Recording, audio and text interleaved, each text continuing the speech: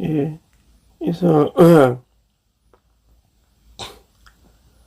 그 흐름이 있다는 거죠. 일에는 하나의 흐름이 있다. 그래서 그 계략에서 흐름에서 벗어나려면 계략에서 구원을 받아야 된다. 뭐 결국 한마음 한뜻하고 좀 많이 연관이 되는 부분이기도 한데, 한마음 한뜻은 근본이고 이제 일이라는 것도 있잖아요. 그래서 사도행전에는 주님의 일에 한 신성한 흐름이 있다. 주님의 일이라는 것이 있는데, 움직임 안에 이미 움직임은 더 일보다 많은 범위겠죠. 그 중에 하나의 일의 한 흐름, 한 흐름이 있다. 우리는 이 흐름 안에서 지켜야 한다. 키핑. 역대로 흘러온 신성한 흐름은 유일하게 하나이다. 이 신성한 흐름이 있고, 이 흐름이 유일하게 하나이므로 우리는 이 흐름 안에서 자신을 지켜야 한다.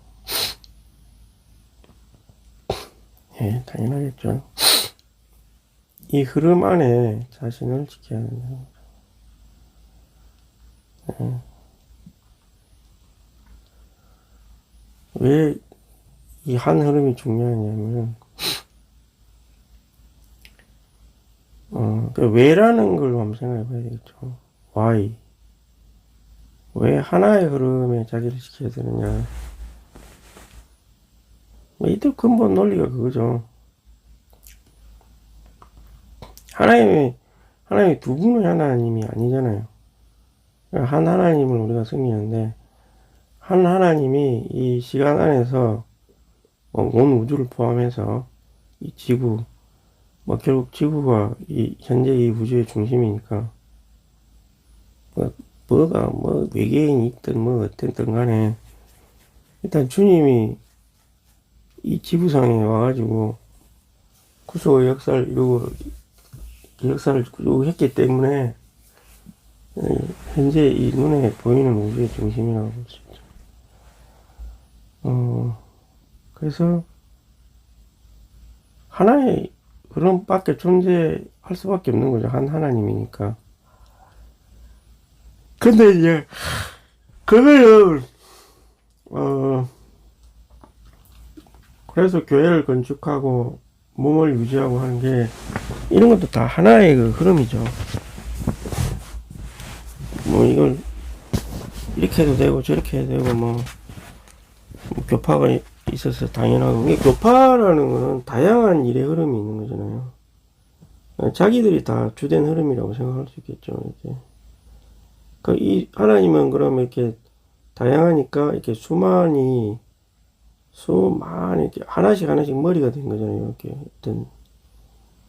이렇게 해주고, 일단은 복음 전파를 많이 해가지고 숫자가 많이 이렇게 차면, 어느 정도 신부가 되든 뭐든 이렇게 쭉 차면은, 이제 주님이 이제 이 사람들이 이제 죽어서 음부도 갈 거고, 음부에서 있을 거고, 살아있는 사람도 있을 거고, 이래가지고 이제 주님이 나중에 숫자가 차면은 이제 온다. 이런 개념인데,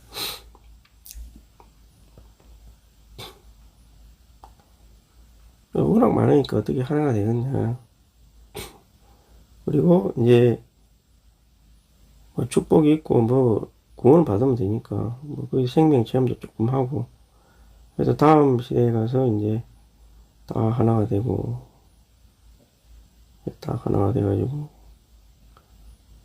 그래가지고 이제 천년 영원 시대로 가고, 이때가 노아의 시대고 하나가 되는 거니까, 여기는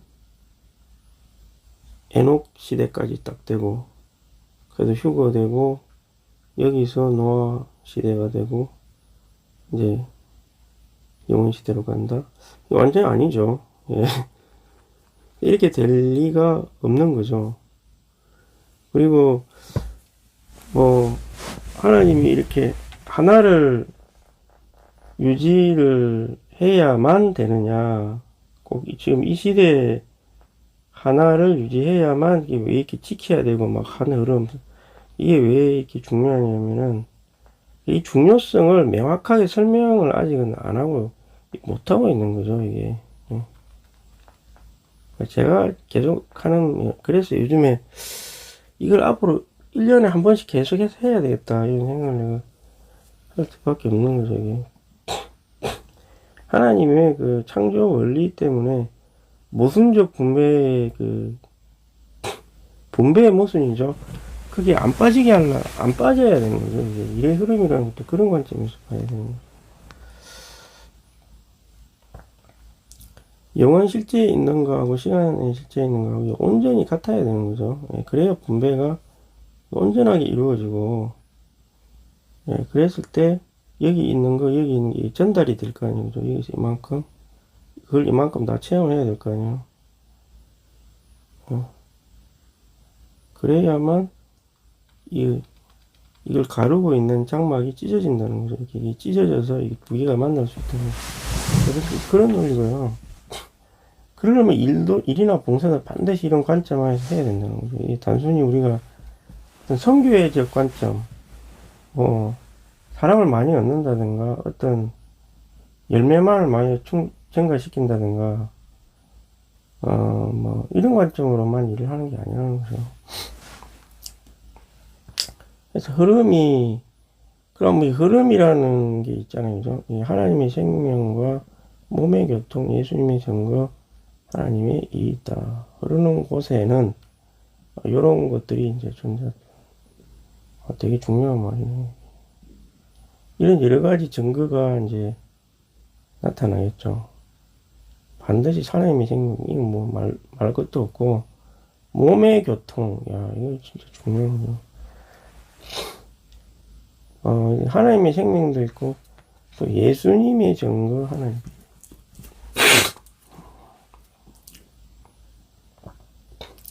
각각 단어마다 뭐, 어떤 영적인 의미가 하나님의 일도 있고, 생명만 있는 게 아니라 일도 있겠죠. 그래서 요즘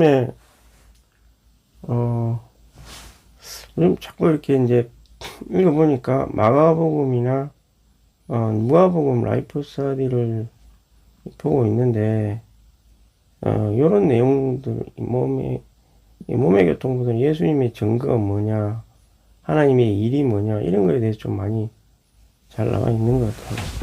보니까. 그래서 그거를 조금 자세히, 물론 이게 혼자 추구를 해서 완전하게 뭐를 안다고 하면 안 되겠죠. 실제로 전 세계 중에 어떤 교회 중에 예수님의 증거, 몸의 교통 이런 데 실제 일어나는 거를 가서 보는 게 제일 좋긴 좋은데 뭐 어떻게 할 수가 없으니까. 근데 만약에 이런 게 있다면 가서 찾아가서 봐야 되겠죠. 다행히 뭐 대만같이 아주 좋은 교회가 근처에 있어가지고 한국은 그나마 상당히 좋은 편이라고 볼 수 있죠. 동남아시아 교회 중에서도 상당히 좋은 교회들도 있다고 들었는데, 인도에도 뭐 그런 교회가 간혹 있고, 우리가 몰라서 그렇지 좋은 교회가 있겠죠. 왜 없어요.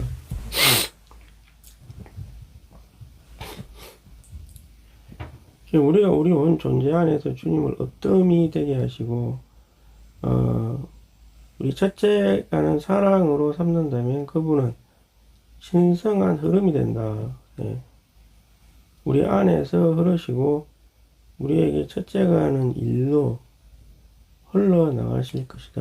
일로 흘러나간다.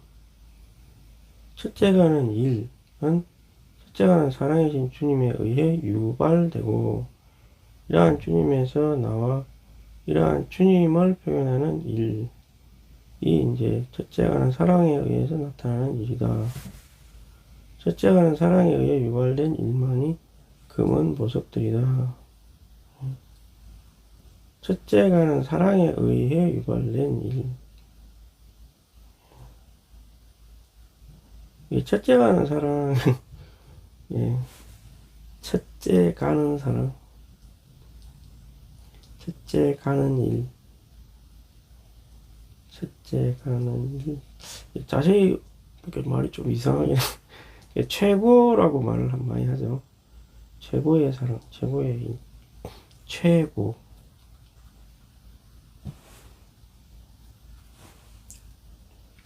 굉장히 좀 주관적이죠. 이게 뭐가 가장 최고냐. 이건 자기가 가장 좋아, 가장 높이는 어떤 것에 의해서, 째가는 사랑에 의해서 유발된 일. 이렇게 해버리면 이제, 이건 좀 주관적인 영역이라고 볼 수 있겠죠. 근데, 이렇게 하면 너무 주관적이고, 사실은 이상에 맞는 봉사나 일을 해야 되겠죠. 예. 이게 조금 더 객관적이라고 볼 수 있겠죠. 그냥 첫째 가는 사랑이라고 해버리면 이게 조금 좀 노아 같은 경우는 난 많이 생각이 되는데, 노아가 방주를 짓는 것은 굉장히 객관적인 기준에 의해서 자기가 그걸 만든 거지, 뭐 사랑이라든가 뭐 이게 애매한 주관적인 걸로 한 건 아니거든요. 물론 하나님을 사랑했기 때문에 이걸 했겠죠. 또 만약에 진짜 하나님을 사랑하지 않았다면 이런 황당한 요구를 그대로 수행했을까? 이 시대에 뭐 황당한 요구가 있나? 그 옆에 과연 없을까요? 모르겠습니다. 그건 한번 생각해 봐야 되겠죠.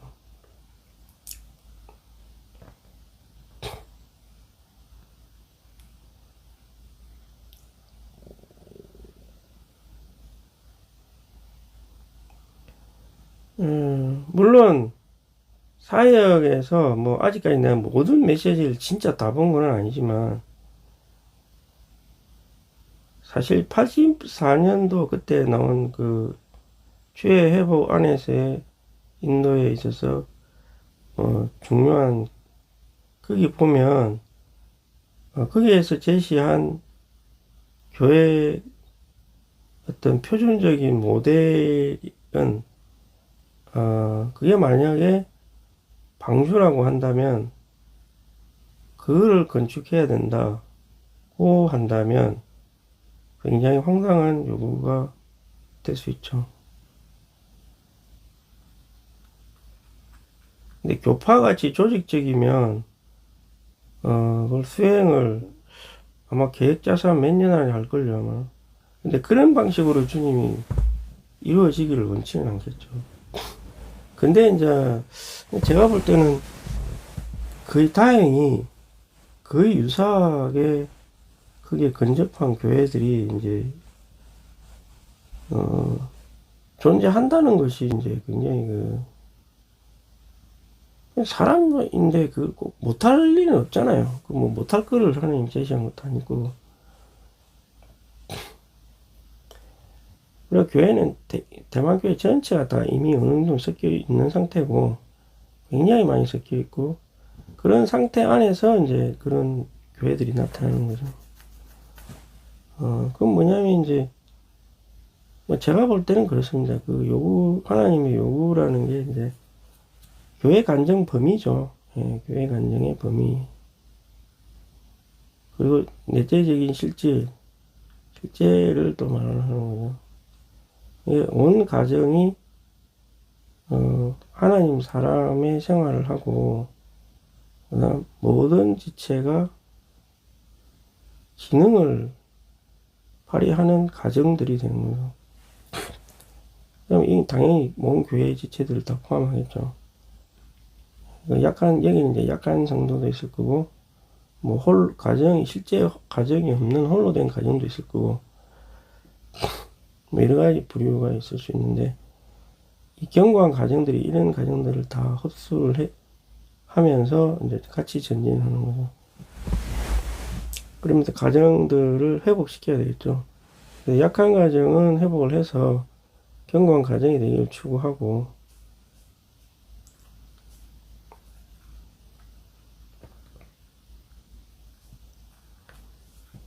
저 예수님, 그러니까 그런 거를 그 범위가 만약에 그 도시가 20만 명이면 100분의 1, 2,000명, 60만이면 100분의 1이면 6,000명, 6,000명입니까? 1, 10, 100, 1,000만,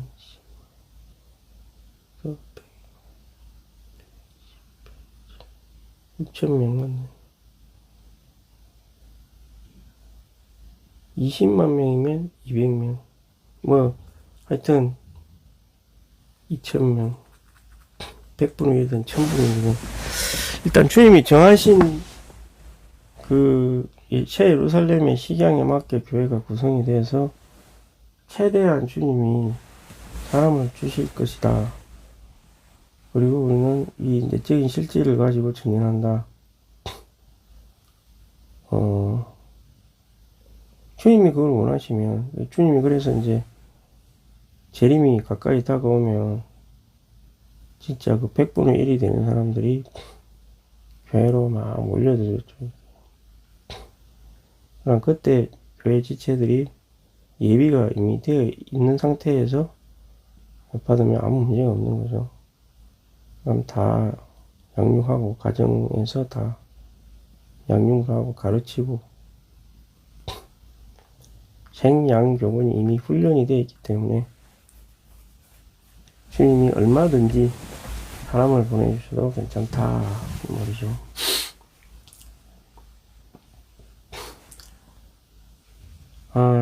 뭐 그래야 되는데 그런 식으로 준비를 하는 교회들이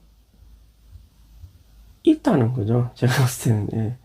그게 이제 한편에서는 감동적인 거고, 감동적이라고 해야 되나? 정말 엄중하구나. 이분들은 하나님의 그 말씀을 추구하는 데 있어서 굉장히 엄중하구나. 진심이구나. 진짜 하나님을 사랑하는구나. 이게 진짜 주님을 진심으로 사랑하는 데서 나온 일이 아니냐. 왜냐하면 사람은 꼭 그렇게까지 추구 안 해도 자기가 생명 체험이 있고 누림이 있으면 그냥 휴거 되기만을 소망할 수도 있거든요. 근데 아까 말했지만 하나님은 온전한 분배를 받은 신부를 원하는 거지, 부분적인 분배를 받고 거기서 혼자만 온전하게 되는 많은 사람들을 얻는 것을 원치 않는다는 거죠. 그렇게 해봐야 올 수도 없고, 이분들은 다 한면에서는 부족한 분배를 받고 이긴 자가 되는 거죠. 나름대로 고생도 많이 하고 헌신도 하고 희생도 했겠지만, 오순절날에 시작되어 오늘날까지 역대로 흘러온 신성한 생명의 흐름은, 이 흐름이라 있다. 생명의 흐름, 단체적인 표현을 위해 교회를 건축하는 하나님의 목표를 위한 한 흐름이다. 단체적 표현을 위해서.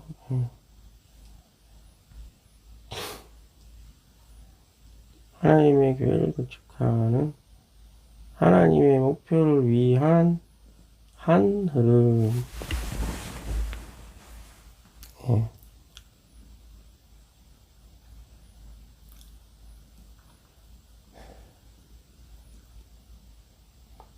오순절날 오늘까지 계속해서 흐르고 있다는 겁니다.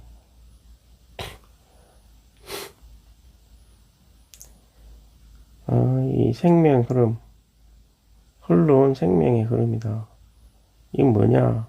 여기에 따라서 단체적 표현을 위해 교회를 건축하는, 이게 하나의 목표라는 거죠. 단체적 표현이 가장 큰 목표라는 거죠. 단체적 표현이라는 게 이제 중요한 단어가 되겠죠. 이걸 위해 교회가 건축이 된다 이 말이잖아요. 이게 하나의 목표고, 위한 한 흐름, 이 한 흐름이다. 이거를 위한 한 흐름이다. 이게 제일 핵심적인 단어죠. 예. 그럼 단체적인 표현이 뭐냐? 중요한 이상이 되겠죠. 이게. 그러니까 이 단어에 뭔가 자기 맘대로 생각을 해서는 안 되고 한 단어 한 단어를 이렇게 깊게 생각을 해봐야 되고요. 그냥 뭐 첫째가는 사랑에 의해서 나온 것이 뭐 일이다 이렇게 이제 너무 주관적인 해석으로 또 빠져서도 안 되겠죠. 이 단체적인 표현이라는 것에 대해서 좀 신중하게 생각해 볼 필요가 있는 거죠. 이 흐름이 있는 곳에는 요런 거, 요런 증거가 나타나는데, 요런 것도 중요하긴 하죠. 예수 증거, 하나님의 일. 요런 것도 중요한데, 제일 결론은 다 단체적인 표현이라는 거예요, 단체적 표현. 요런 게 이제, 뭘 의미하느냐. 뭐, 차분에 뭐, 집회에서 그때 일어나가지고, 뭐, 이거에 대해서 말을 하는 사람이 있었는데, 근데 내가 듣기에는, 그분은 이제 우주적인 표현을 말하는 것 같더라고요. 이게 대충 딱 어떤 뉘앙스가. 근데 지방에서 뭐 일어나는 단체적인 표현은, 이건 아니다. 이거는 그냥 소수의 이인자를 얻는 것이 목표고, 이 지방마다 소수의 이인자들이 얻어진, 이게 단체적인 표현이다. 뭐 이렇게 해석을 하는 분도 있더라고요. 해석을 어떻게 하든 어떤 근거를 가지고 했든 간에 거기에 대해서는 자신이 책임을 지면 된 겁니다. 나중에 주님 앞에서 이런 어떤 이상을 가졌든 간에 그 이상을 가지고 추구를 했으면 거기에 대한 결과와 심판이 있겠죠.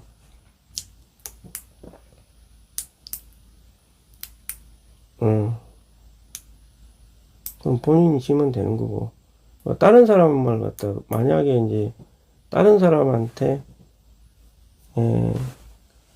막 강조를 했다든가 이래서 그 사람이 나의 사상에 영향을 받아서 나와 똑같이 행동을 하게 됐다. 그럼 이 사람에 대한 책임도 져야 되겠는 거죠. 책임져야 되잖아요. 내가 그렇게 만들었으니까. 그래서 사실은 반반의 책임이 있는 거죠. 자기가 누구한테 들어서 똑같이 행동을 했던 간에 똑같이 행동하면 안 되죠. 사실 이게 맞는가를 검토를 해야 되겠죠. 자기가 직접 추구를 해봐야죠. 이상적인 책을 댈 수 있으면 쫙 다 보면서 비비좀 받아야 되겠죠. 그 이상을 잘못 추구하면 상당히 위험합니다. 이거는 굉장히 위험한 결과에 이르게 되고 시간이 지나면 아주 다른 양상으로 나타나게 됩니다. 제가 요번에 대만 가서 느낀 점도 바로 그런 거였죠.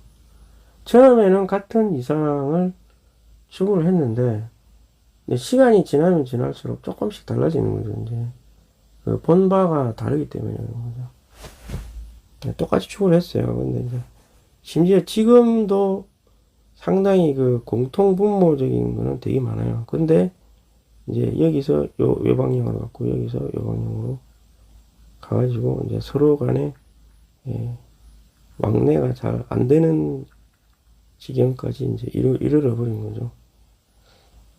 저는 이것도 그런 이상을 막 강조하고 뭐 근데 이 사람 책임인 거죠. 그리고 이 따르는 사람들도 맹목적으로 따르면 안 되죠, 사실. 이것도 여기도 마찬가지고.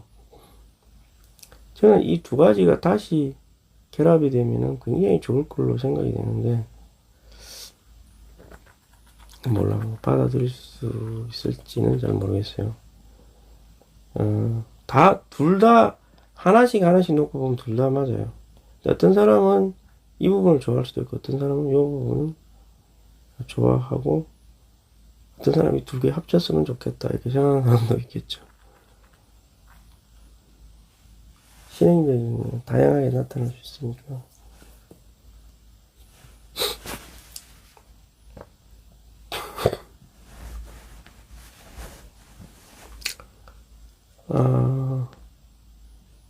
그래서 어쨌든 단체적인 표현이라는 이 부분이 이걸 어떻게 해석해서 저도 이 차이라고 보는 거죠. 요 차이, 요 차이. 이 단체적인 표현.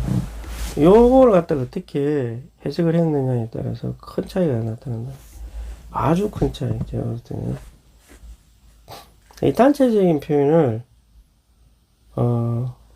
활력 그룹으로 정의하느냐, 아니면 이 단체적인 표현을 모든 성도 및 가정 단위로 생각을 하느냐. 여기도 활력 그룹의 요소 있지만, 이거보다 강하진 않죠. 예. 아주 강하진 않은데, 분명히 존재를 하고요. 예. 근데 요거를 초점으로 삼느냐, 요걸 초점으로 삼느냐, 중간 관리자, 막 이런 거 있고.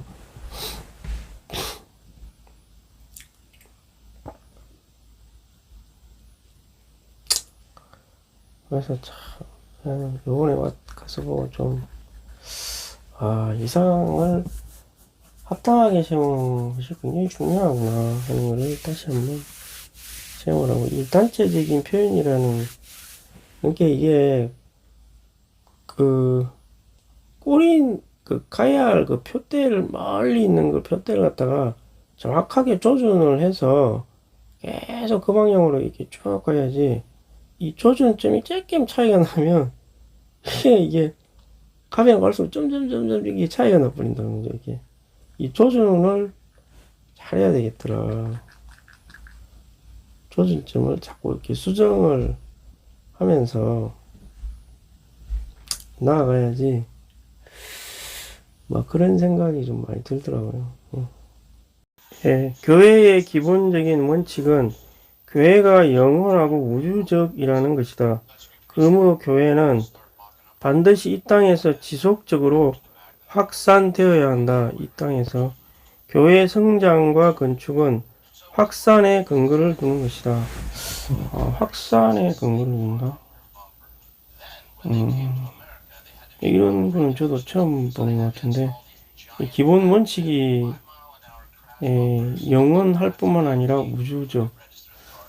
우주적이라는 게 참, 이 말의 말의 뜻은 제가 잘 모르겠어요. 솔직히 말해서 이 우주적이라는 말의 의미가 유니버설이라고 말을 하는데, 그래서 이 땅에서부터 지속적으로 확산이 되어야 된다. 교회 성장하고 건축은 오히려 이 확산의 근거를 두는 것이다. 희한한 말이네요. 보통 이게 이제 확산이라는 거는 이게 퍼져 나가는 거잖아요. 나에게서 비롯해가지고 딴 사람한테 계속 이렇게 퍼져 나가는 건데, 이 성장이 되고 이 확산이 되는 것이 아니라 성장과 건축에 확산이 근거가 된다는 게 좀 약간 우리 사람의 논리는 좀 안 맞는 거죠.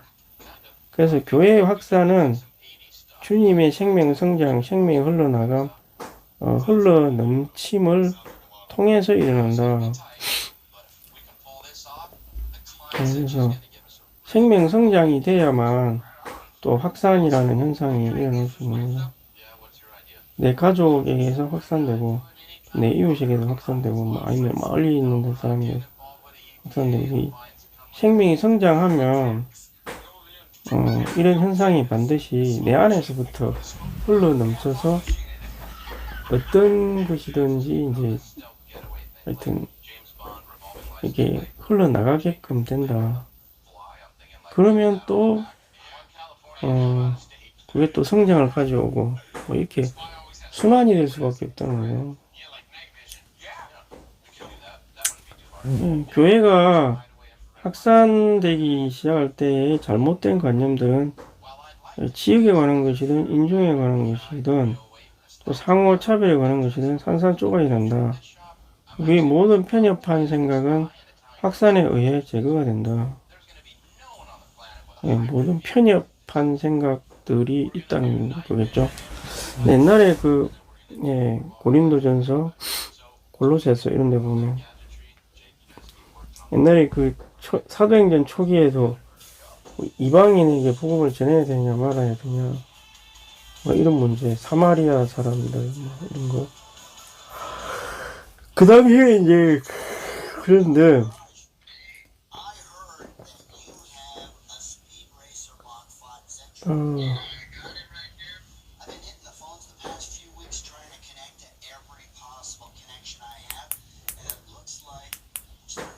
주 예수님. 그래서 이 여러 가지 생각들이 이제 있었다는 거죠. 이게 베드로의 예도 있었고, 하늘에서 이게 내려와서 다 잡아먹어라 뭐 이런 거. 근데 지금 우리는 베드로는 아니죠. 우리 자체가 이방인이기 때문에 모든 다 이게 해야 된다. 이렇게 이제 이런 생각을 저희가 가져야 되고, 한 면에서는 이제 제 안산에도 외국인이 상당히 많이 사는데 그런 사람들에게도 우리가 복음을 전해야 되겠죠. 우리 분량이 아직은 그들을 어떻게 돌보는 데까지 일을 못하겠지만, 그래도 그런 인종에 대한 그런 관념 이걸 떨쳐버려야 되는 거죠. 그래서 제가 잘은 못하지만 그래도 연결되는 아프리카인들에게도 또 필리핀 사람도 있고 다양한 인종에 대해서 우리도 열려 있어야 되는 거죠.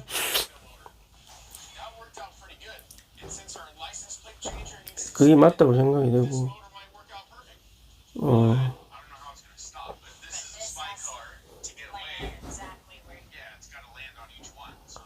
사도행전 8장은 교회 확산의 첫째 단계가 사마리아에 이르는 것이다. 둘째 단계는 에티오피아, 아프리카.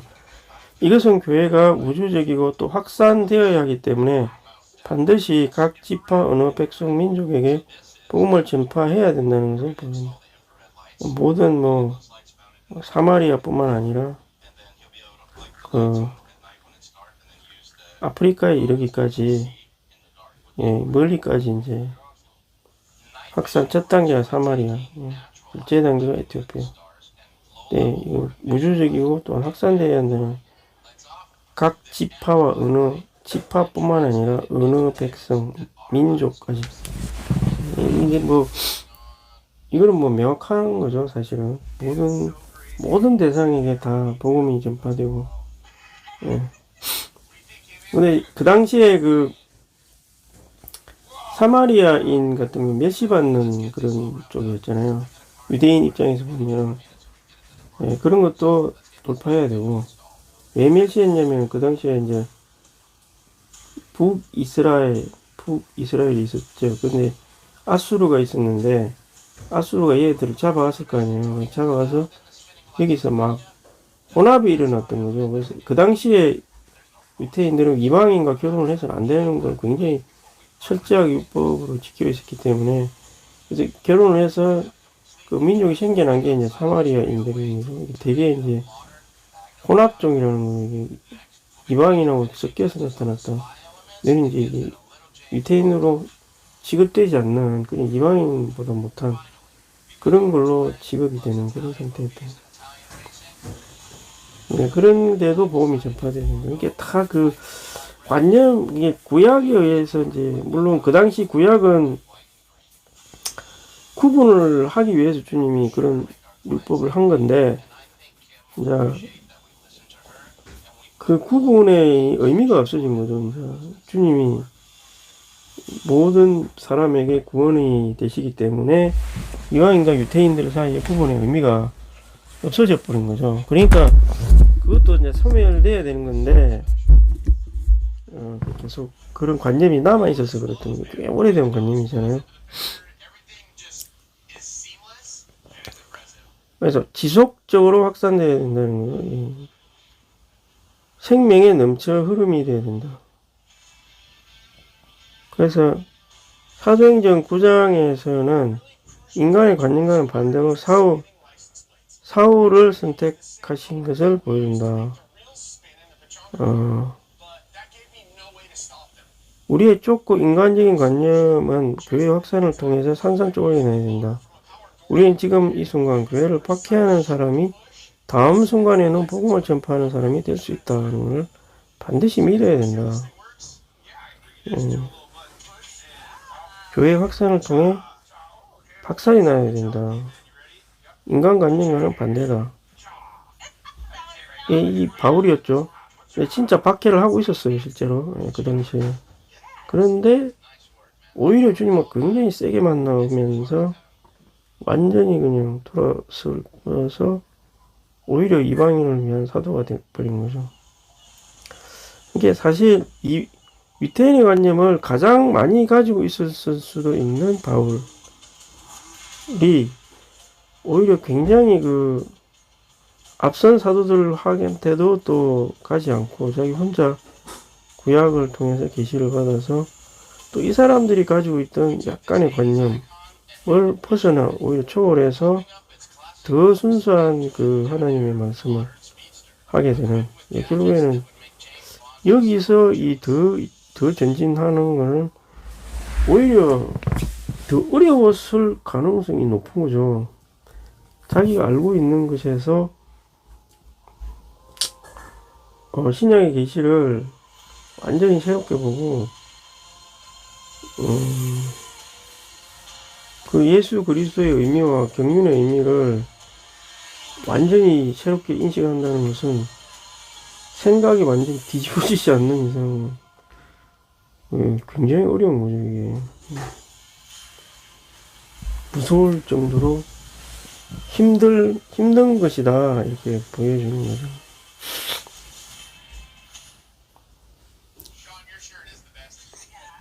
그래서 사도행전 10장은 이 땅에서의 복음을 위한 주님의 움직임이 하늘 보좌에서 수행되는 행정 아래에 있다.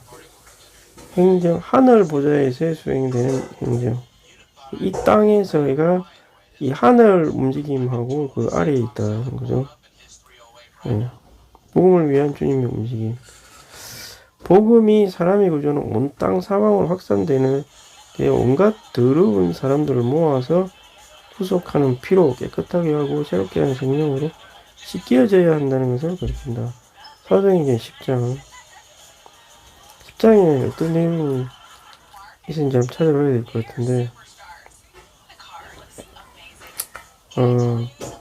이 땅의 움직임, 복음의 움직임은 하늘 보좌에서 수행된 행정 아래에 있다. 이게 중요한 거죠. 이 땅에서 그냥, 이거는 뭐, 사람의 생각대로 하는 게 아니라는 거잖아요. 이게 이 땅에서 움직임은 하늘 보좌의 이 명령에 딱 순종을 해야 된다 이 말이잖아요. 그 행정에 복종하고 순종을 해야 순종을 해야 된다는 말이고, 복음이 온 땅 사방 확산되어서 온갖 개인 사람을 다 모아가지고 깨끗하게 하고 새롭게 하는 성령으로 씻겨져야 된다. 완전히 씻겨져야 된다는 거죠.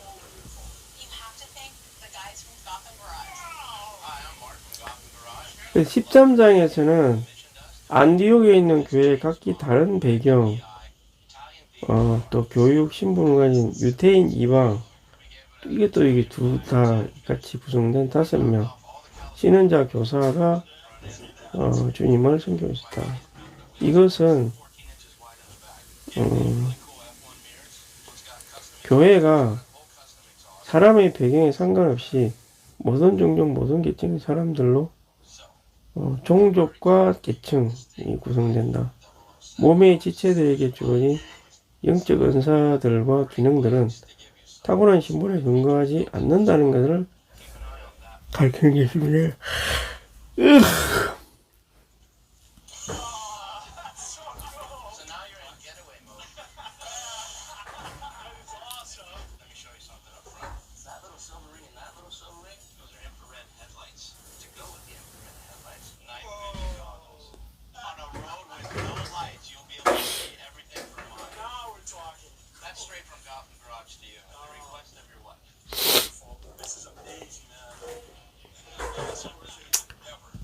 이게 교회가 사람의 배경도 상관없고 종족도 상관없고 참 이렇게 이상적인 교회 생활을 해야 되겠죠. 그리고 몸의 지체되게 주 영적 은사 기능은 타고난 신분에 근거하지 않는다. 예, 여기 5명이 뭐 어떤 사람은 노예도 있었고 어떤 왕족도 있고 막 유태인, 이방인 다 있었던 거죠. 근데 이게 굉장히 그때는 그 형의 흐름이 아주 강했다는 것을 이제 알 수가 있고, 그리고 그 당시에 또 이게 약간 가능했던 게 로마라는 그 강대국에 의해서 여러 인종이 같이 섞여 살 수 있었다는 그런 점도 좀 있었고요. 반강제로 같은 제국 아래 살았던 거잖아요. 지금 미국하고 약간 비슷한 상황인데, 예, 다른 나라들은 뭐 큰 제국이 아니었던 나라들은 각각 같은 민족끼리만 대부분 살잖아요. 근데 로마라는 곳은 이제 제국이 다스렸으니까, 그래서 아마 이런 일이 좀 더 가능하지 않았는가.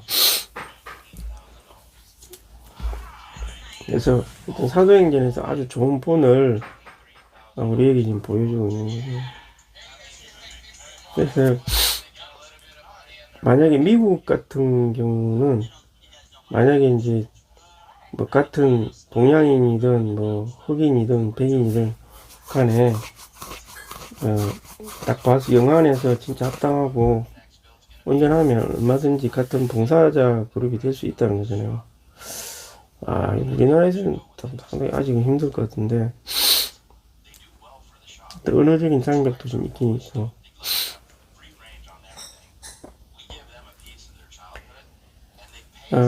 이 그리스도의 몸의 신체라고 추구하는 이 5 지체를 통해서 주님은 이방 세계에 왕국복음을 확산시키는 이방 세계의 왕국복음 확산 일과 움직임을 위해 바나바서 큰 걸음을 내딛게 되었습니다. 이 5명의 지체를 통해서 이 사람들을 통해서 이제 이런 일을 세우는 거죠. 이것은 절대적으로 하늘에 계신 머리, 땅에 있는 신체라고 추구하는 그리스도의 몸의 지체들이 동력을 통해서 그 영에 의해 그 영 안에서 그 영과 함께 이루어진 움직임이었습니다.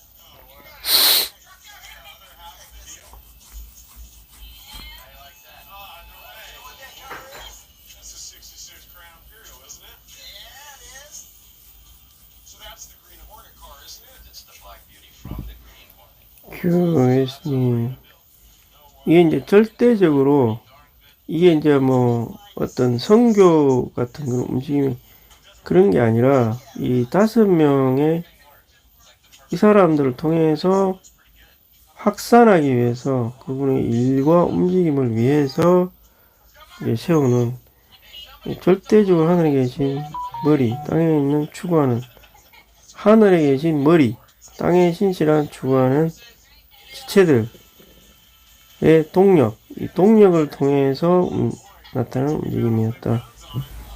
예. 동력, 하늘과 땅의 동력, 동력을 통해서 나타나는 움직임이라는 거죠.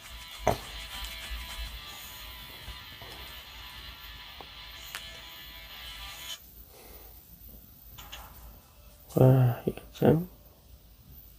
언젠가는 우리도 이제 이런 날들이 오겠죠. 따로 주님에 의해서 따로 세움을 받는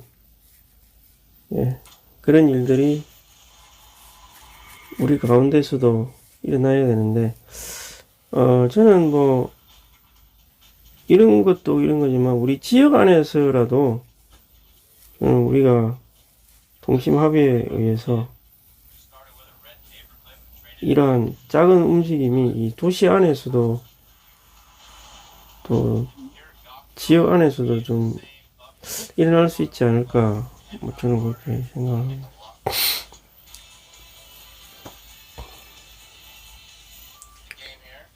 예,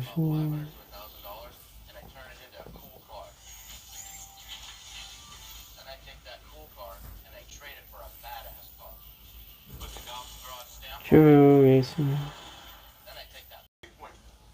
예, 그래서 몸의 신실한 5명에 의해서 큰 그 5지체를 통해서 왕국 복음을 확산시키는 일곱 움직임을 위해 따로 세우는 큰 그림을 내디디게 되었다.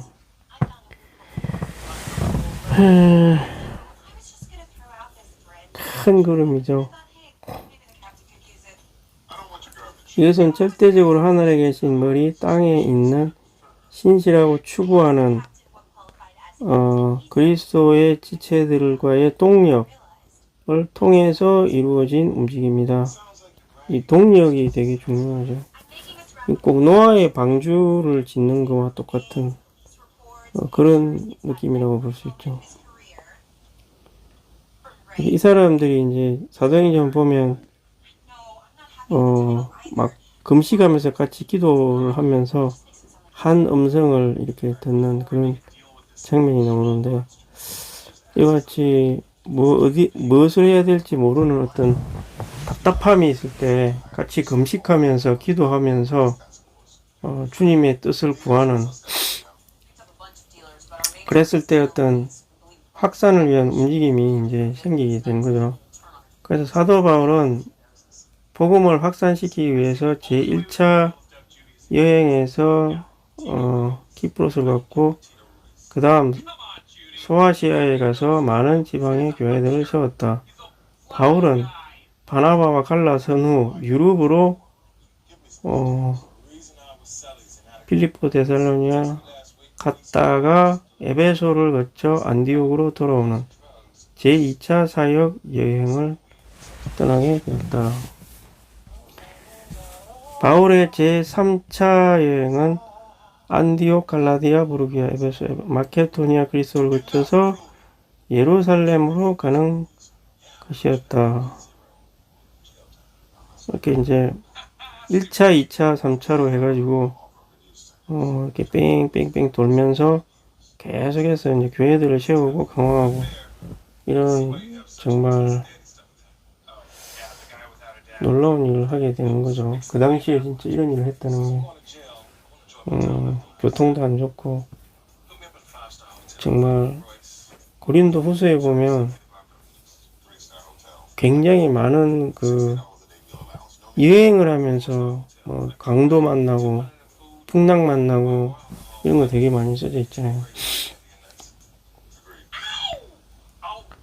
그러면서 이제 주님이 어떤 장소를 지정해 주면 이제 그쪽으로 갔겠죠. 유럽으로 가고, 2차, 3차는 이제 안디옥 이렇게 쭉 돌고 예루살렘으로 갔고, 4차는 가이사랴에서 로마로 가고, 이제 이렇게 하늘에서의 동력과 함께 했다는 거죠. 항상 그 안디옥에 돌아오는 그 동력자들과 함께 기도하면서 그렇게 했겠죠. 사도행전 행정 아래 있었다. 그분은 행정 아래 있었던 거죠. 복음의 움직임이 하늘의 행정과 함께 했다는 거죠, 이게.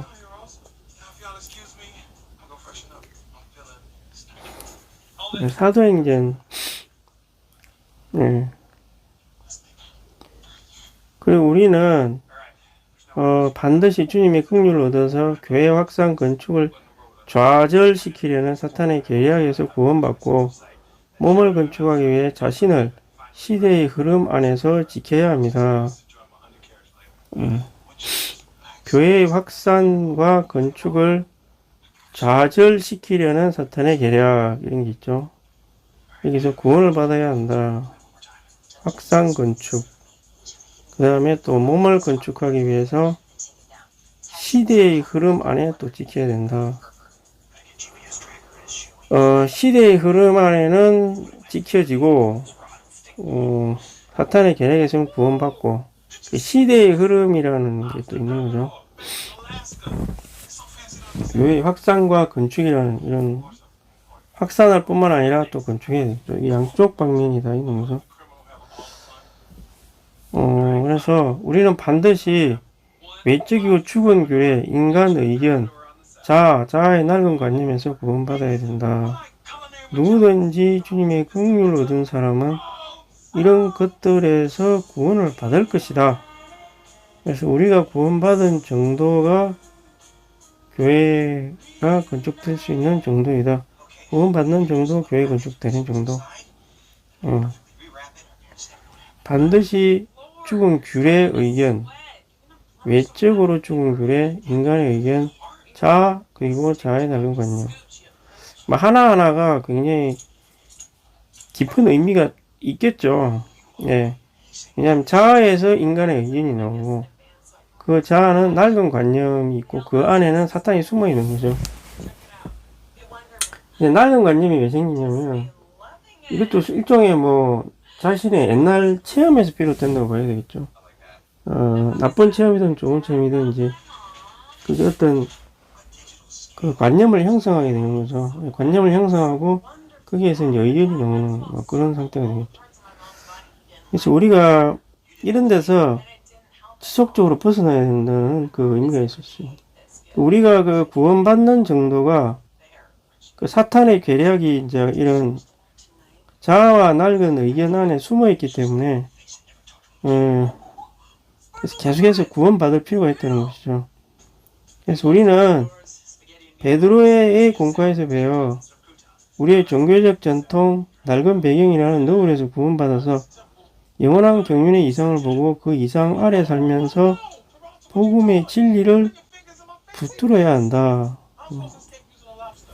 복음의 진리를 붙들어야 합니다.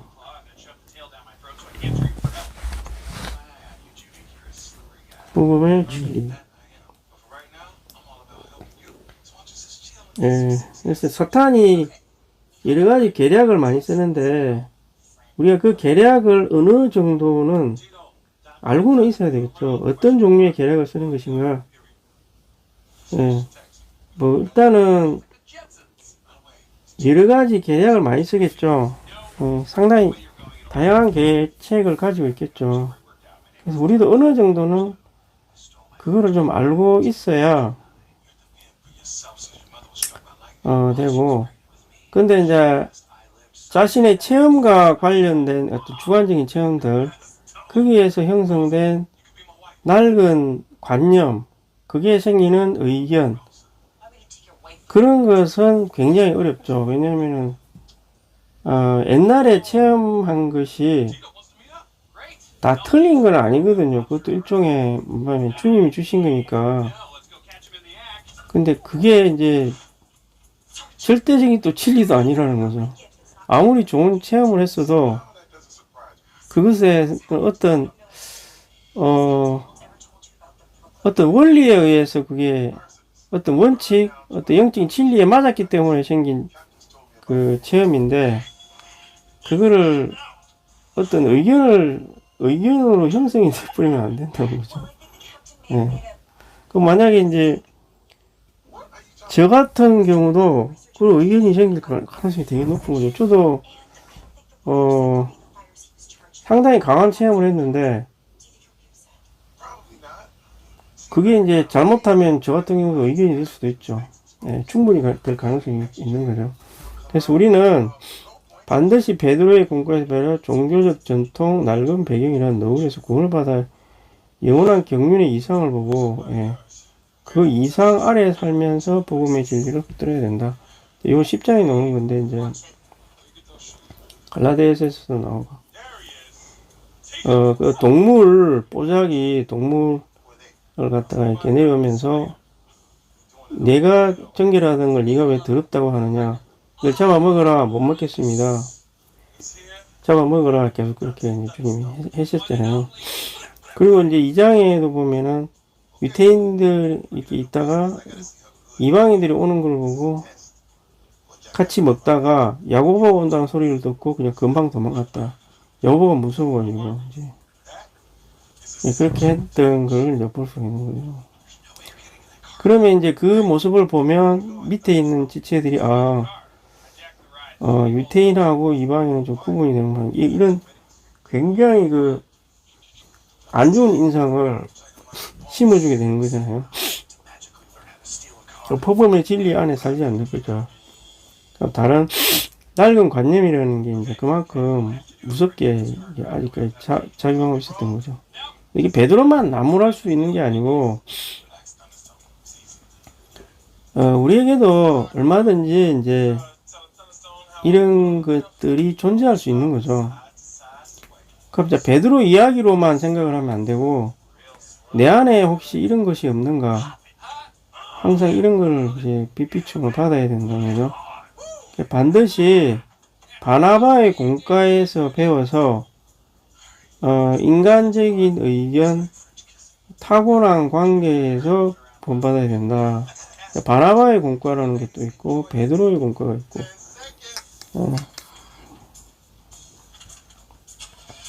그러니까 저 같은 경우도 만약 베드로 이야기하다 말하는데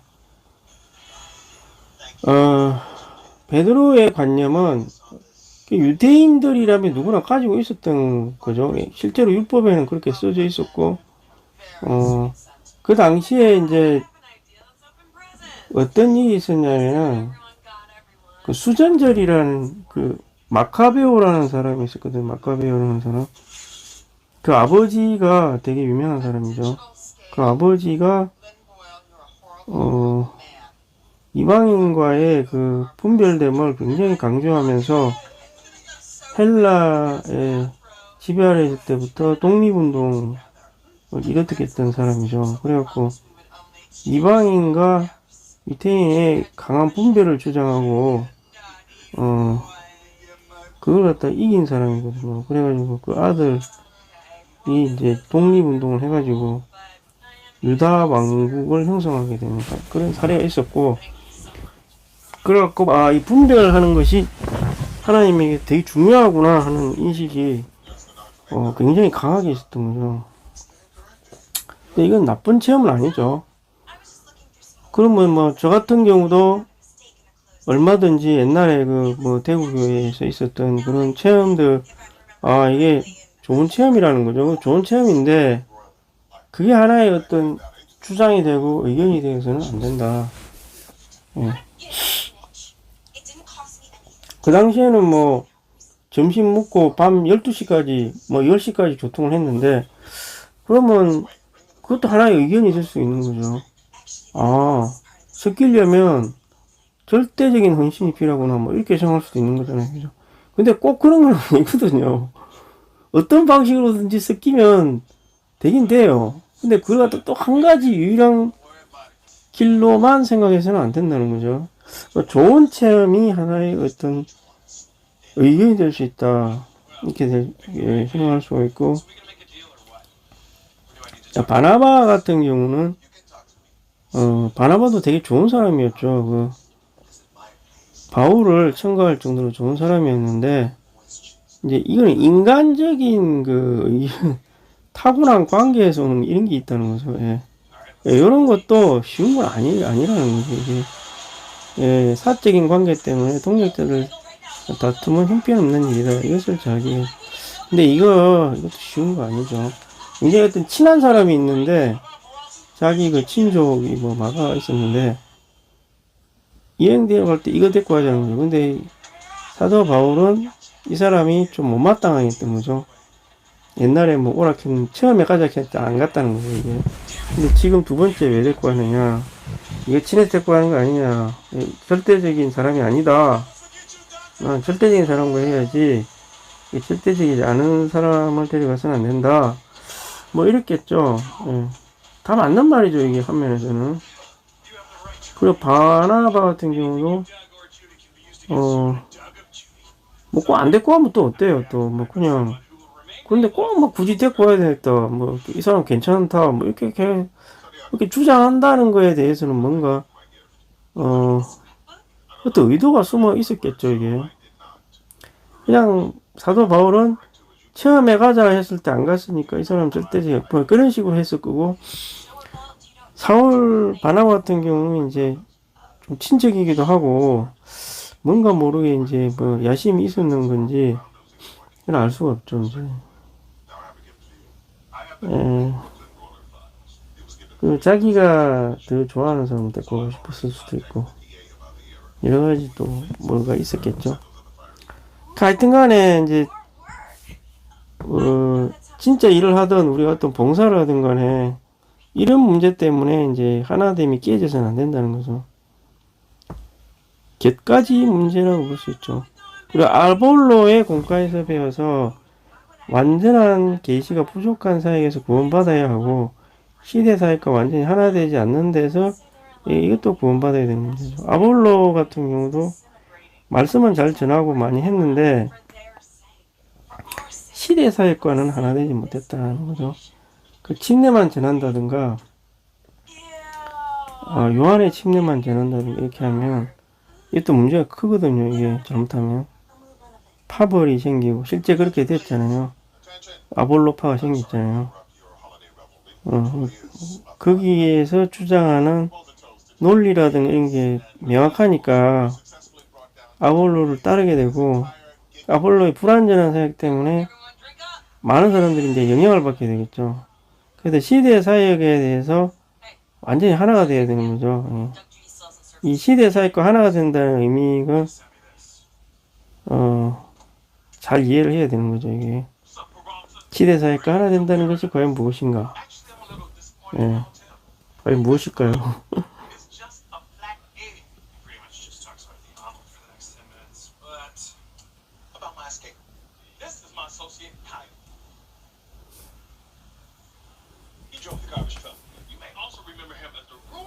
그래서 이것도 잘 이해를 해야 되는 문제고,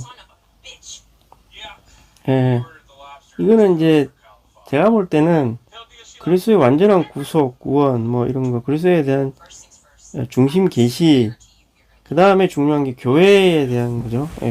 교회에 대한 교회 생활, 교회 간증 이런 거에 대해서 좀 분명해야 되겠죠. 그리고 우리는 뭐 이것도 굉장히 중요하다고 좀 보고, 우리는 반드시 사도행전 16장 6에서 12절에 나오는 바울의 문구에서 배웠는데, 이 절들이 일꾼들이 어떤 곳에 가든 그곳에 자리를 잡고 정착하려는 경우에서 움직이지 않으려고 하는 문제, 움직이지 않는다. 옛 관계, 옛 애정, 옛 경향, 옛 관념에서 우리는 내주하는 영의 내적인 인도를 따르지 못한다. 움직이지 않으려고 하는 그런, 근데 내주하는 영의 인도를 따르지 못하게 된다. 이것도 상당히 엄중한 문제죠. 어떤 곳에 간 후에 자리를 잡고 정착하려는 경향이 있다. 정착. 움직이지 않으려고 하는 문제. 이거 좀 내가 약간 찔리는데,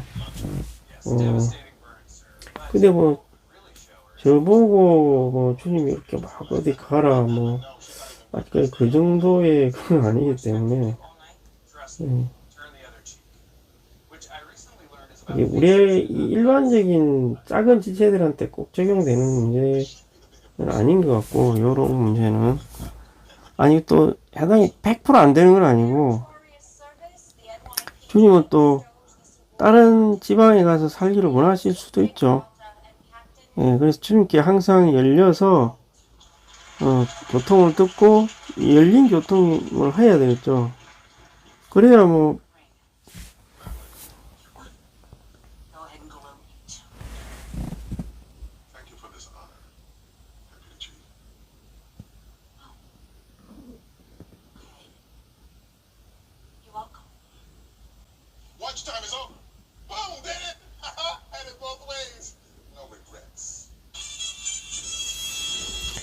성령은 바울과 그의 동력자들을 막으셨고 예수님의 영 그들에게 허락하지 않았다. 성령께서 막으신다는 것은 분별 거룩하게 하며 예수님의 영은 허락하기도 하고 허락하지 않기도 한다. 막는다, 허락한다, 허락하지 않는다. 성령은 막았다. 예수님의 영은 허락하지 않았다. 이게 좀 다른 표현인데 어떤 의도를 가지고 썼다 뭐 이렇게 보고 있습니다. 성령은 안 된다 함으로써 거룩하게 한다. 예수님의 영은 가라 하고 말씀하심으로써 인생 안에 우리를 보내시어 십자가 아래에서 뜻을 성취하게 한다. 허락하기도 하고 허락하지 않는다. 예수님의 인생 안에서 뭐 정확한 뜻은 잘 모르겠습니다. 예수님의 인성, 뭐 성령, 예수님의 영, 예수님의 영, 성령과 예수님의 영. 막는 것은 거룩하게 하는 분별하는 거고, 허락을 안 하는 것은 예수님의 영은 허락하기도 하고 안 하기도 한다. 우리는 반드시 바울의 공과에서 배워서 또 바울의 공과가 있죠. 몸의 생활을 실행하고 그 영께서 몸의 지체들을 통해서 하시는 말씀을 받아들여서 말씀을 머리로부터 오는 말씀처럼 순종해야 된다.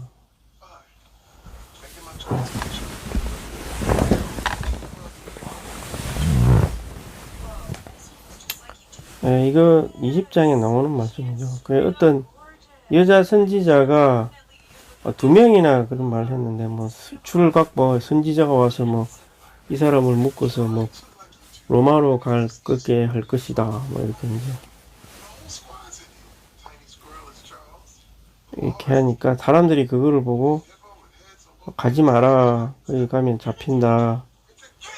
그러니까 이제 나는 반드시 가야 되겠다. 이렇게 하면서,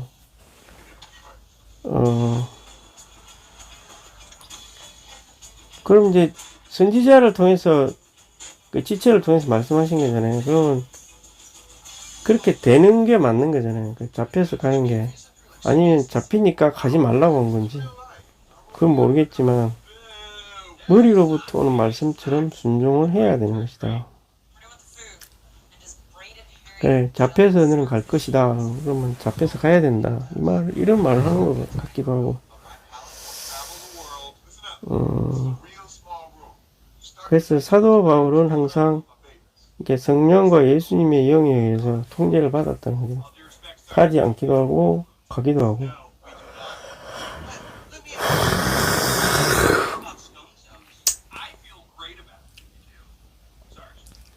그 다음에 이제 야고보.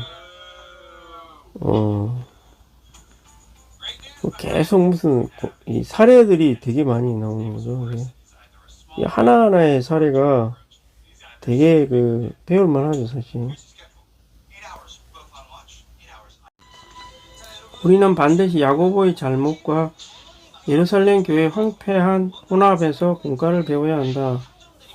야고보의 잘못, 예레미야는 우리 마음에 기록될 수 있는 생명의 법, 바울은 우리 영 안에 있는 생명의 법 말했지만 야고보는 문자로 된 율법을 귀히 여기고 읊었다.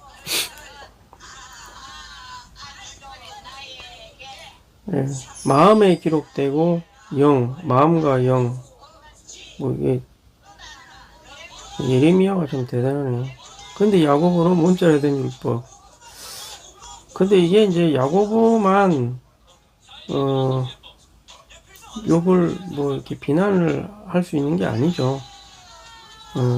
지금 우리도 사실 본질적으로는 야고보같이 그렇게 하고 있을 수도 있죠. 어떤 다른 걸 가지고 이상수행자인 무슨 말을 갖다 율법처럼 말을 적용을 한다든가 아니면 라이프 스타디에 있는 말 같은 거 그렇게 할 수 있는 거죠. 자기 맘대로 자기 편한 대로 해석을 해갖고 자기도 망하고 듣는 사람한테도 안 좋은 영향을 미칠 수도 있는 거잖아요. 이게 야고보는 너무 티가 나게 그냥 문자 그냥 율법 지켜야 된다 이렇게 이야기했지만 사실 그거하고 본질적으로는 똑같으면서도 비슷하게 본질적으로는 똑같게 행동하고 있을 수도 있어요. 그래서 그리고 자기 주관적으로 막 지맘대로 해석해가지고 막 그 해석하는 경우도 있고.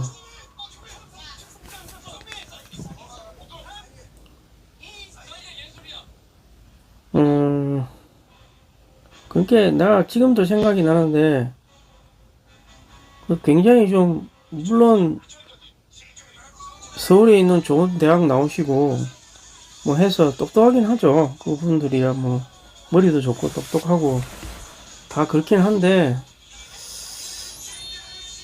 보면 자기가 추구한 것에 대한 너무 과도한 확신을 가지고 있더라고요. 보니까 너무 과도하게 제가 물론 나하고 똑같지 않을 수도 있는데 제가 한 30대 때 좀 그랬거든요. 30대나 40대 때 내가 가진 확신을 그냥 이 세상의 최고로 생각했었던 때가 있었어요. 사실 저도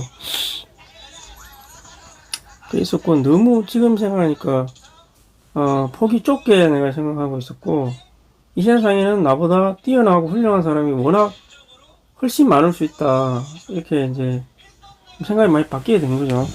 교회 안에서도 역시 마찬가지인 거죠. 내가 추구했고 행동한 게 사실은 물론 딱 그분들이야 뭐 나보다 뭔가 잘했으니까. 그러니까 이 영적인 거는 자기가 추구해서 자기가 어떤 결과가 있으면 있을수록 그게 더 이제 자기 안에 어떤 더 깊은 확신을 준다는 거죠.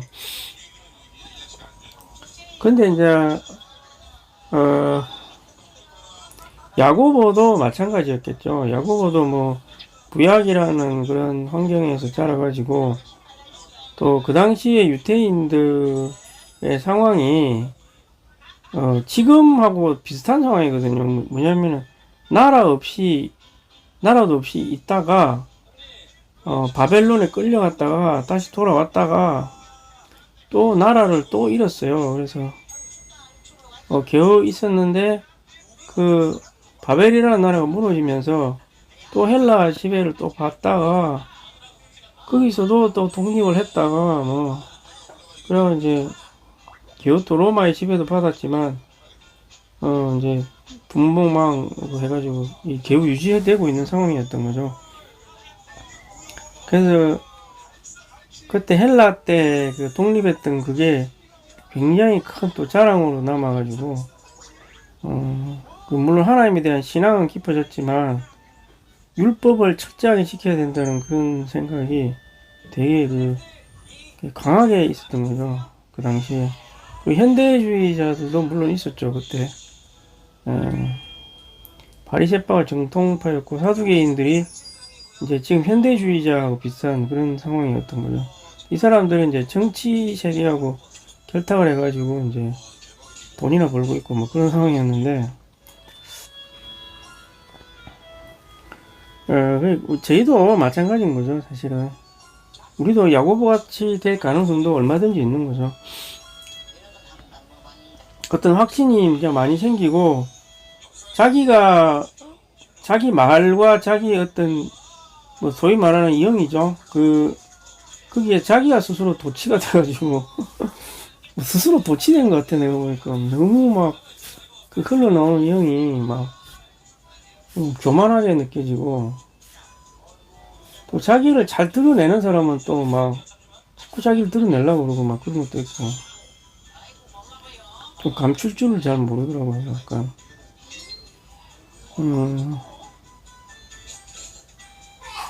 이 바울은 문자로 된 율법을 기이 여기고 높였다. 그리고 바울은 그리스도와 함께 십자가에 못 박히고 그리스도의 부활능력으로 죽음받은 형상을 이루는 걸 말했다. 이런 생활이 새로 세물로 완결되는 몸의 생활을 선축한다. 하나님 긍휼을 수행하는 것은 자기 양생이 아니라 자기 자아 부인이다. 자아 부인이다. 몸의 생활을 산출한다. 이런 거죠. 새 예루살렘으로 만들려는 몸의 생활을 산출합니다.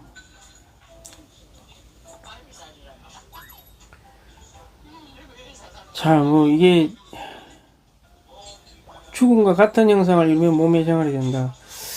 뭐 이게 그런다고 몸의 생활이 다 되는 건 아니죠. 사실은 이 개요는 뭐 다른 거를 또 많이 함축해야 되는 문제가 있고, 자아 부인만 한다고 뭐 몸의 생활이 지질로 되나요? 그거하고 뭐 100% 연결이 되는 건 아니라고 보시고요. 그리고 지금 이 마지막 시대에 지금 솔직한 제가 느낌은 뭐냐면은 이제 저는 사역자, 지금 현재 사역자도 저는 100% 지금 현재는 약간 신뢰가 안 되는 상황이에요. 솔직히 말하면 약간 뭐 말씀이야 성경에서 나온 말씀이고 뭐 예전에 이상수님이 나온 말씀이긴 한데 지금 보면 너무 한쪽으로 치우치어서 흐르는 것 같은 좀 그런 느낌이 많이 들고요. 약간 이거 이후에 나오는 메시지가 물론 현충일 집회라서 뭐 그럴 수도 있는데 자꾸 이렇게 마지막 때가 얼마 안 남았다 뭐 언급하면서 뭐 그냥 신부가 되는 것 자체를 뭐 강조하고 뭐 이런 것 같은데, 근데 제가 보는 관점은 너무 지나치게 지금 치우치는 거죠. 그런 관점은 사실은 좀 치우친 것 같고, 근데 이제 이미 그 사람은 이제 그런 쪽으로 생각이 이게 굳어져 있다 보니까 이제 어쩔 수가 없겠죠. 솔직히 말하면. 솔직히 말해서 그냥 뭐 교회 생활 좀 하다가 그 LSM에 가가지고 평생 동안 그냥 거기서 뭐 책이나 만들고 뭐 거기서 말씀이나 전하고 뭐 얘가 이미 삥삥 이게 이랬을 거 아니에요, 사실은. 근데 이게 안 치우쳐지겠냐고요, 솔직히 말해서. 솔직히 말하면 그 환경이라든가 물론 그분이 어떤 교회 생활을 했는지는 내가 뭐 다는 모르겠지만, 근데 사실 그 이상선생님은 실제로 교회도 세워보기도 하고 막 그분이 실무적인 일도 많이 해보고 또 오히려 말년에는 세계 실행도 인도하고 막 그 정도였으니까 이제 그런 사역자는 사실 뭐 잘 모르겠어요. 솔직히 자꾸 말씀만 너무 오래 전하다 보고 뭐 이렇게 말씀 전하러 다니는 것만 이게 하다 보면 내가 볼 때는 치우칠 수밖에 없지 않을까 이런 생각이 아무래도 좀 들고요. 그래서 그냥 말씀을 들을 때는 그냥 그런 거 감안해서 듣는 거죠, 사실은. 네. 감안해서 들을 수밖에 없고, 예표론이라든가 이런 거를 제가 분명히 내가 봤을 때는 주님은 사무엘 같은 사람도 있고 다윗 같은 사람도 있어야 되는 거거든요. 예, 무슨 말, 이 사람은 에녹하고 거의 견줄 만큼 굉장히 영적인 사람이고, 이 사람은 그렇지 않은 사람이죠. 그 정도로 영적인 사람은 아니죠. 그렇지만 하나님의 왕국을 세울 사람이잖아요. 그죠? 이 둘이 이제 동력하는 게 더 아름다운 거죠. 예. 근데 주님이 이 시대에 필요한 거는 이 두 종류의 사람이 다 필요한 거죠.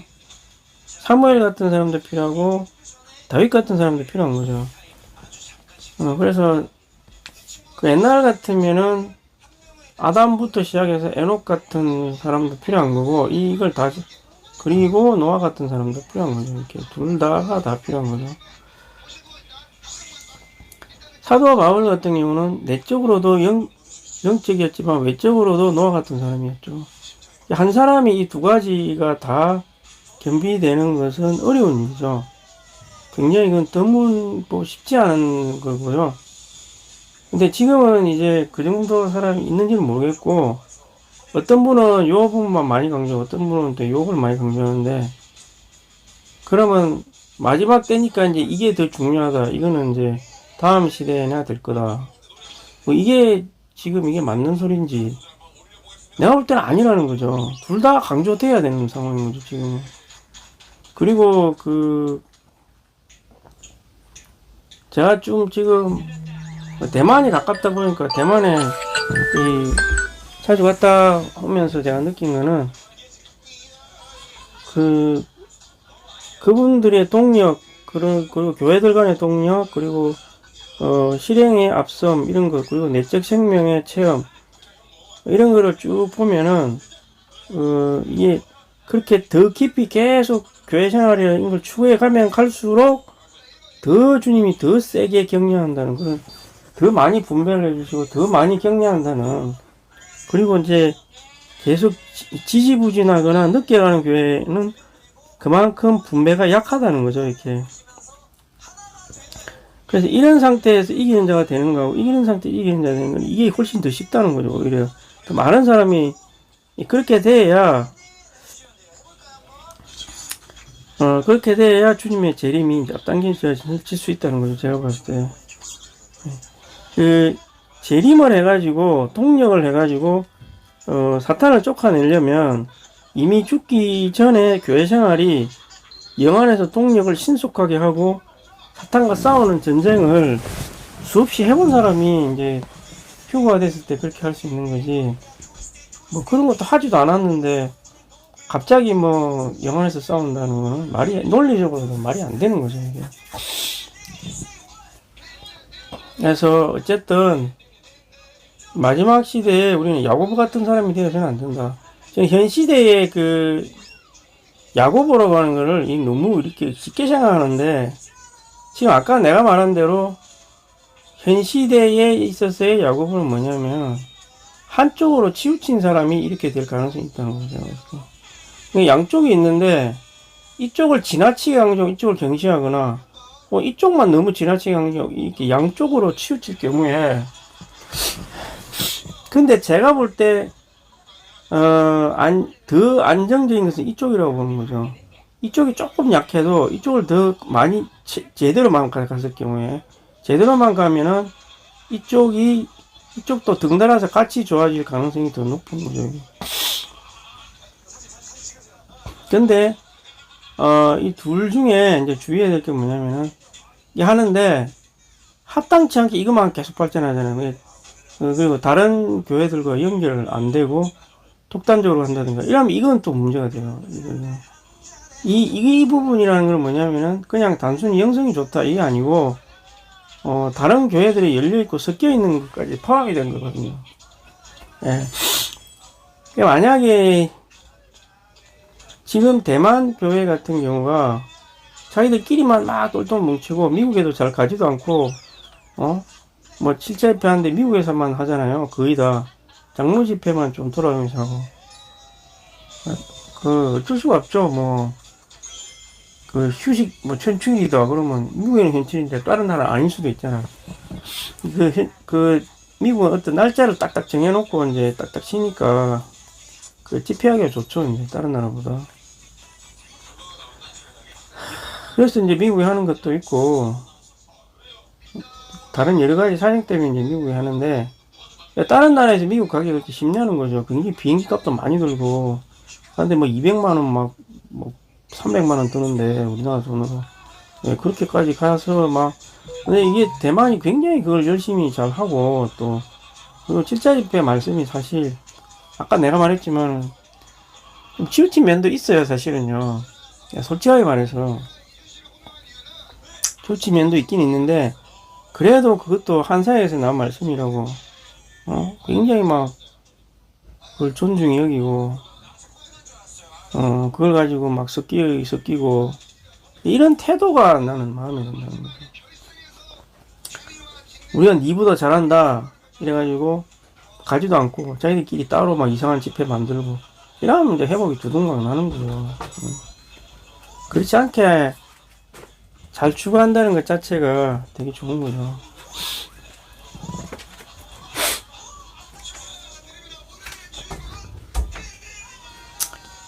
그리고 이제 현 시대의 야고보가 되어서는 안 된다. 바울은 그리스도를 최고로 누리기 위해 그리스도를 얻고 발견되고 알고 붙잡고 추구하고 높이는 데 열정적이었다. 율법이 열정적인 또 자꾸 율법을 중요시하겠는데, 이제 바울은 그리스도를 발견하고 그리스도를 알고 그리스도를 붙잡고 추구하고 이런 거에 이제 참된 생명 체험을 더 중시 여겼다. 뭐 이렇게 보시면 사도 바울 같은 경우는 이제 양쪽을 다 잘한 사람이라고 볼 수 있죠. 그런 사람은 굉장히 드물지만 어쨌든 본이니까 우리 이상수행자는 약간 그런 편이고 물론 교회를 세우는 데 있어서 뭐 엄청나게 노련했다 뭐 그렇게까지 또 보기는 어렵겠지만 그래도 교회를 세우기 위해서 복음을 열심히 전하고 다니고 막 여행하는데 옛날에 얼마나 지금보다 몇 배나 힘들었을 건데 강도도 만나고 진짜 풍랑도 만나고 그랬을 거 아니에요. 우리는 반드시 바울의 공과에서 배워서 유대교육 실행을 신약 경륜 혼합하는 데서 공부해요. 혼합은 잘못된 것이고 보시기에가 이건 이제 사도 바울이 실패한 거죠. 혼합을 해서는 안 되는데 이제 자기가 또 혼합을 이게 아무리 그 혼합을 해서는 안 된다고 뭐 베드로도 막 자기가 질책하고 했지만 결국엔 자기도 이제 그런 데 상황에 빠지는 거죠. 예. 그 야고보의 권면에 뭐 이상하게 딱 그부했어야 되는데 이제 이상하게 분위기에 그냥 홀랑 빠져가지고 근데 그것도 어떤 주님의 안배라고도 할 수 있는데 그것 때문에 결국은 뭐 감옥에 가서 이제 뭐 사역을 멈추고 이제 그것만 했다 이렇게 하는데 차라리 그때 감옥에 안 가고도 할 수 있었겠죠.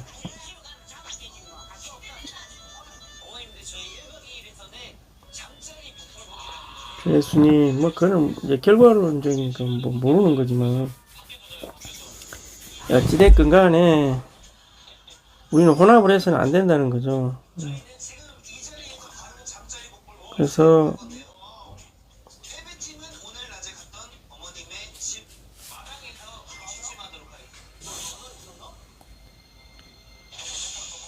우리는 자신이 로마 시민권을 사용하여 가이사에게 호소하여 박해하는 사람에게 자신을 구하고 자신의 사역 노정을 마치려고 한 바울의 공과에서 배워야 한다. 배울 게 참, 이게 자신이 가진 로마 시민권, 유태인이 이런 걸 갖고 있었는데, 요거를 이용해가지고,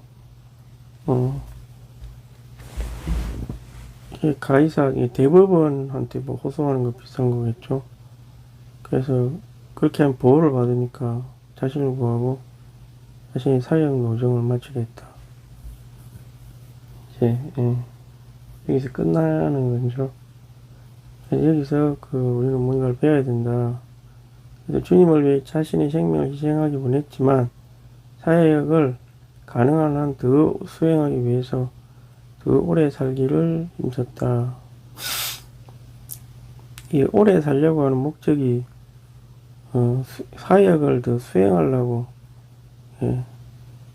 어차피 이제 어떤 사람이 땅에 있을 때 계속 사역을 할 수 있지. 이제 죽고 나면 영이 여기 음부에 가기 때문에 육신은 여기 묻어놓고 그렇기 때문에 혼은 어떻게 되는지 모르겠는데 영만 가는 건지 혼은 잠들어 있는 건지 잠들어 있다 이렇게 말을 하던데 그래서 이제 더 이상 이 땅에서는 활동을 못 하잖아요. 그러니까 살아있을 때를 최대한 점점 복음을 계속 전하고 이러다 보면 이제 위협이 올 수 있겠죠. 위협 같은 게 이런 식으로 올 수 있기 때문에 그래서 하나님은 그분의 주권으로 바울을 구출하시어 위험한 상황과 환경에서 분별해내요.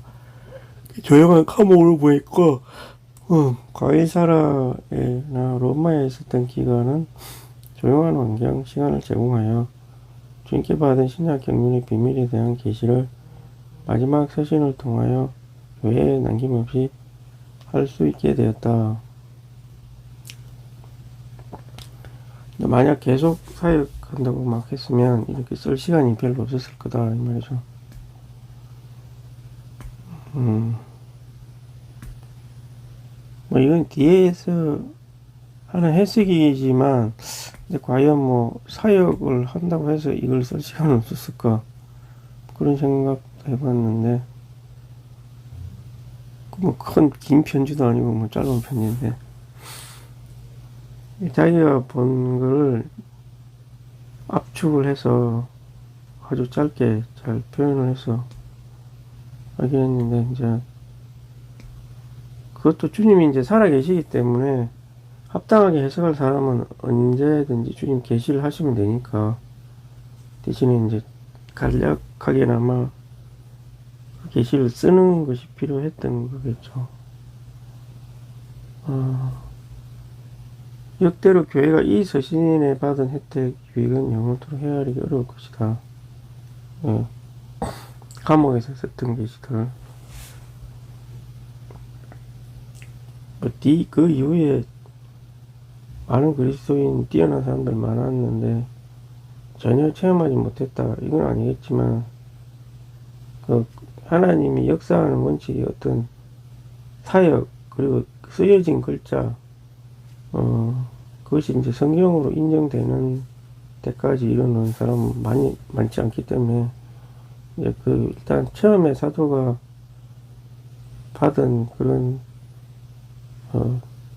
체험이라든가 이런 거 진리라든가 이런 거를 잘 적절하게 쓰는 게 필요했겠죠. 이렇게 간략하게 썼기 때문에 이제 좀 해석하는 데 어려움이 있는데 그래도 이제 뒤에 주님이 또 역사하시기 때문에 어찌됐건 이런 걸 보면서 우리가 뭘 배워야 되느냐 배울 점이 이제 있겠죠. 우리도 최대한 우리는 사역을 수행해야 된다. 개인적이든 단체적이든 개인에게 주신 부담이다.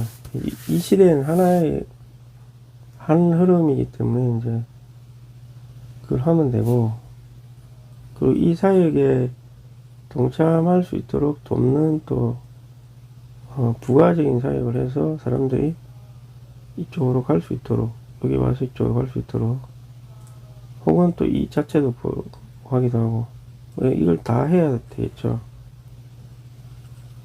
양쪽을 다 해가지고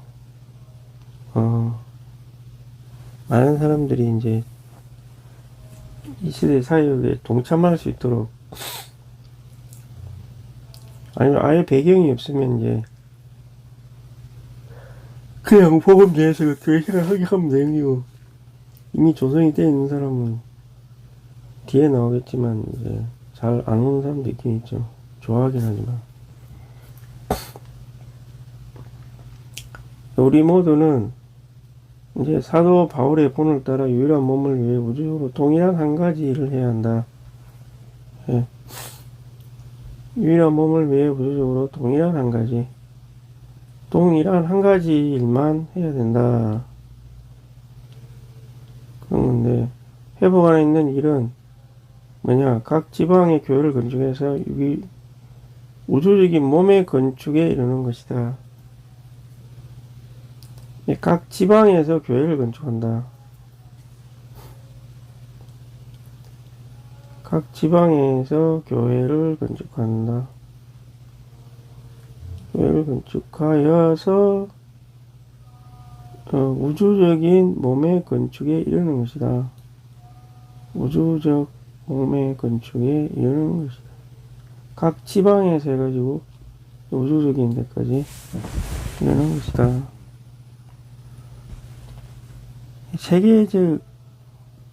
전 세계가 이제 각 지방에서 하고 이게 이 지방에서 계속 섞이고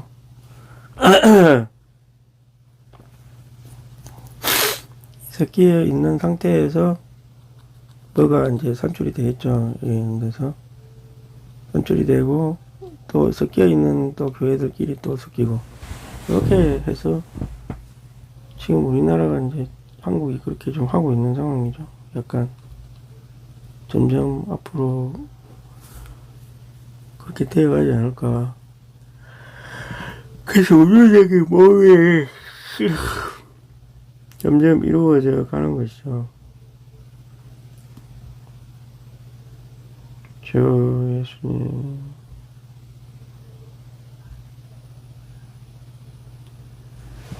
주 예수여, 오늘날은 네 종류의 일꾼이 필요하다. 첫째 종류의 일꾼은 현재 하나님이 사에게 필요한 동력자들, 일꾼들은 처리를 받고 한마음한 뜻에 있는 적은 무리의 사람들, 젊은 동력자들, 연장한 동력자의 지시를 받고 동력 아래 있고 겸손하게 따르고 배우려고 한다.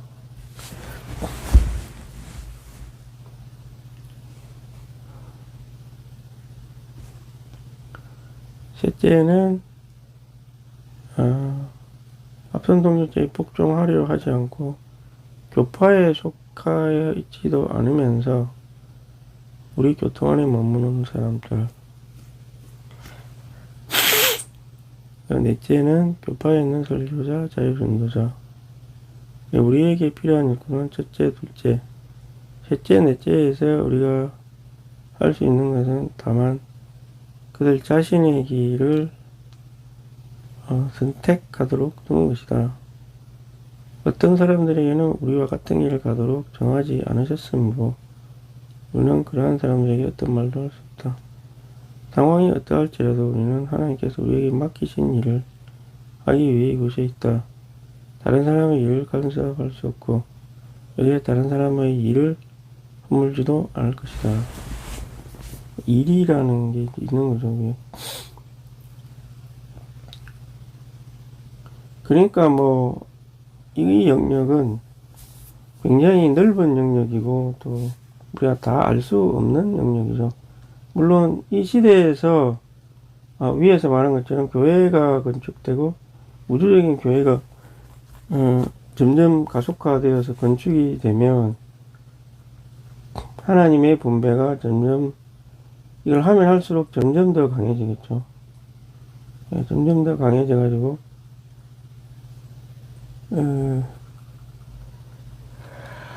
가속화 합당한 사람도 많이 생기고 합당한 사역을 수행하는 사람도 많이 생기게 되겠죠.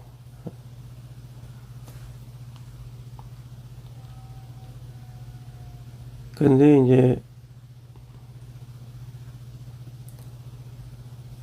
그렇게 돼야 이제 주님의 재림이 점점 더 가까워지는 것이고 복음도 막 정해지고 교회도 자꾸 세우고 이렇게 계속 수행해 나가는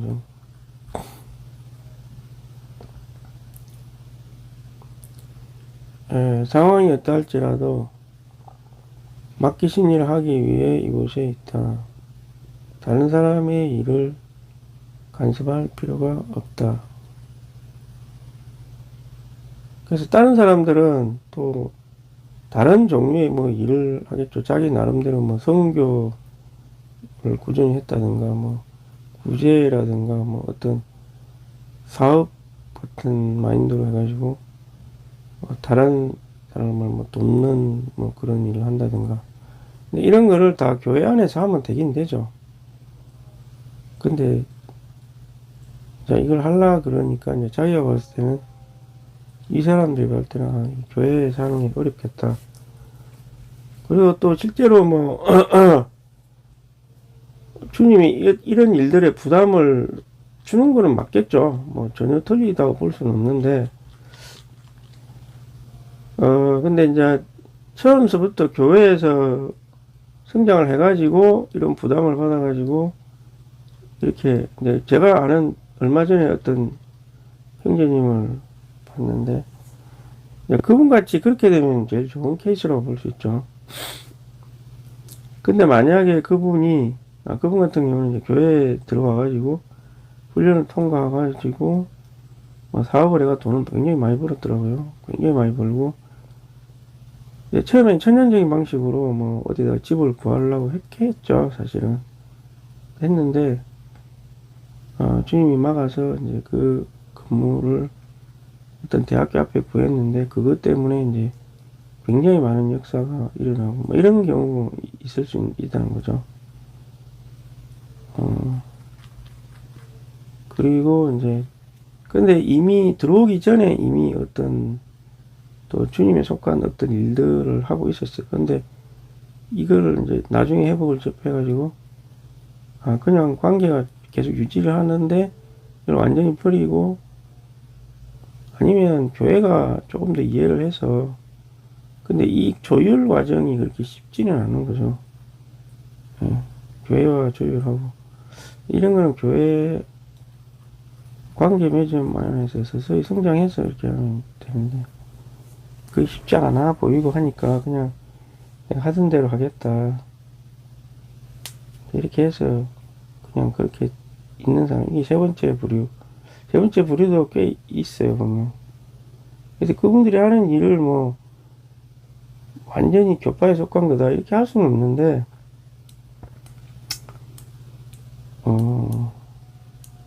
예, 주님의 그 핵심적인 일은 아니죠 사실은.